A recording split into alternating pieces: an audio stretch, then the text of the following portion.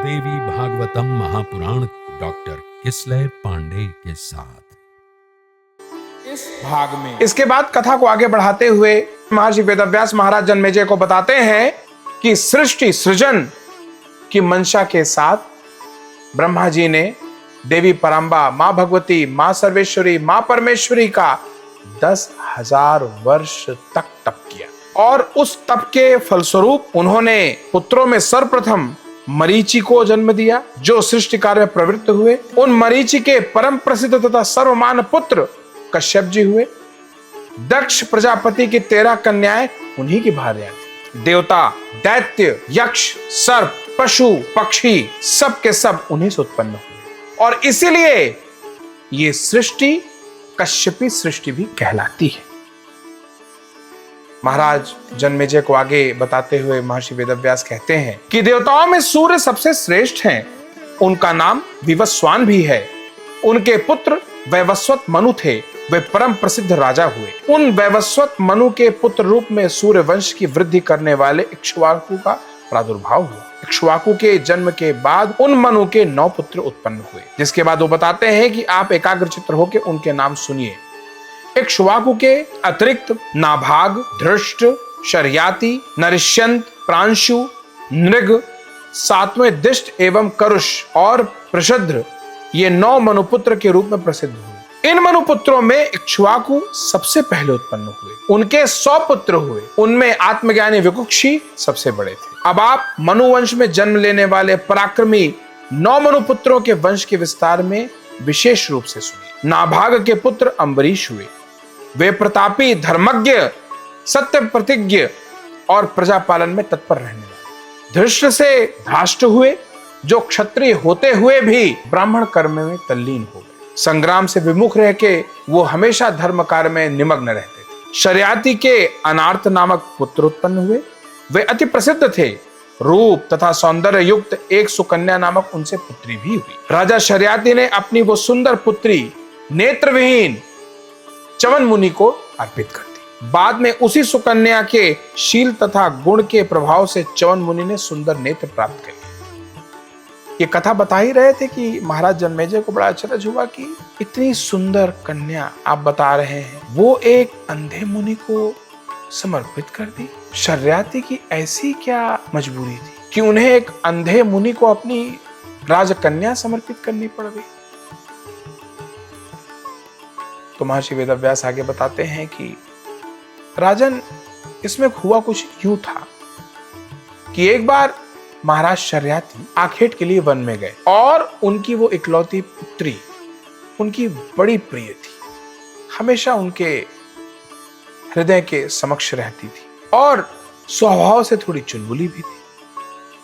तो जब राजा आखेट में व्यस्त थे, उस समय कुछ दूर पे च्यवन मुनि कई वर्षों से तप के कारण मिट्टी के ढेर में ढके हुए थे, जहां पे ये कन्या देव योगवश पहुंच जाती है और वो एक अजीब सा मिट्टी का बना हुआ आकार देख के कौतुक के कारण उसके साथ एक लकड़ी से खेलने लगती है। खेलते खेलते वो देखती क्या है कि कुछ उसे ज्योति जैसा अंदर से दिख रहा है। हालांकि अंदर से च्यवन ने सावधान करने का प्रयास किया, पर वो सुकन्या नामक बालिका सुन नहीं पाई और वो निरंतर लकड़ी के साथ उस मिट्टी के बने ढेर से खेल रही थी, जिसके प्रभाववश उसकी लकड़ी का कोना मुनि की आंखों के अंदर चला गया और देखते ही देखते उनकी दोनों आंखें चली गई और उनमें से रक्तस्राव होने लगा। अचानक हुए इस आघात से मुनि बड़े कष्ट में आ गए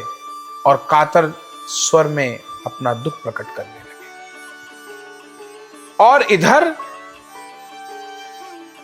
राजा को तो कुछ समझ में नहीं आ रही थी, आवाज कहां से आ रही है। कन्या भी डर गई कि ये क्या कर दिया मैंने। मैं तो मात्र एक मिट्टी के ढेर से खेल रही थी, ये क्या हो गया मुझसे। और उस समय वास्तव में वो मुनि मां परांबा के ध्यान में मग्न थे और जैसे उनकी तपस्या भंग हुई तो अचानक जितने भी राजा के साथ उनकी सेना थी उनका स्तंभन हो गया। स्तंभन का मतलब होता है कि जो जहां होता है वो ऐसे ही रुक जाता है, ना वो हिल सकता है, ना वो किसी प्रकार की कोई क्रिया कर सकता है। सबका स्तंभन हो गया। राजा भी काफी अचरज में आ गए कि सब तो ठीक था अभी यही तक, ये क्या हो रहा है, सब जहां है वो सब स्तंभित हो गए हैं। और उधर किसी के रोने की जोर जोर से आवाज आ रही है। तो जल्दी से वो गए, वहां तक देखा उन्होंने कि एक मिट्टी के ढेर में से रक्त बाहर आ रहा है।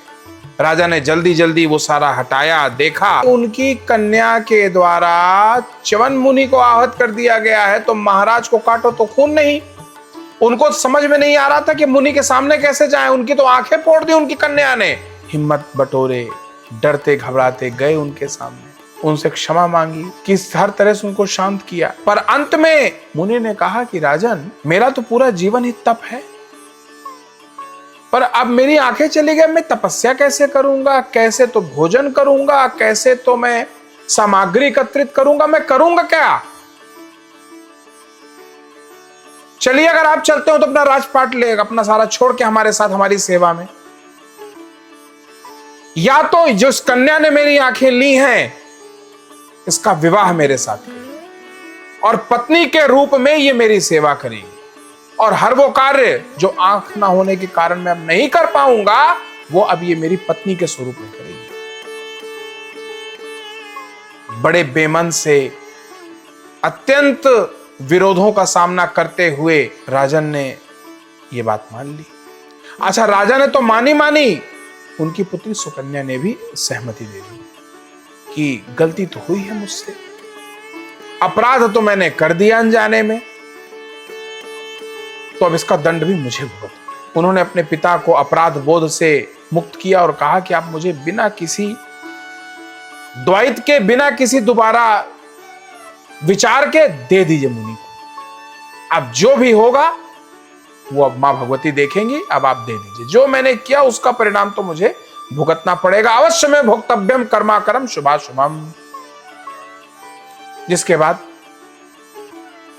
राजा की पुत्री का पाणी ग्रहण मुनि च्यवन के साथ कर दिया जाता है और वो उनके साथ उनके आश्रम चली जाती है, जहां जाके वो नियमित रूप से अपने पति च्यवन मुनि का ध्यान रखती हैं, उनके पूजन की सारी व्यवस्था करती हैं, उनकी हर आवश्यकता, जो भी आवश्यकता रहती है, पूजन के, तप के, स्नान के निमित्त हर चीज वो बड़ी ही जिम्मेदारी और बड़े ही समर्पण के साथ पूरी करती है। तो फिर प्रेम से बोलिए जय माता की।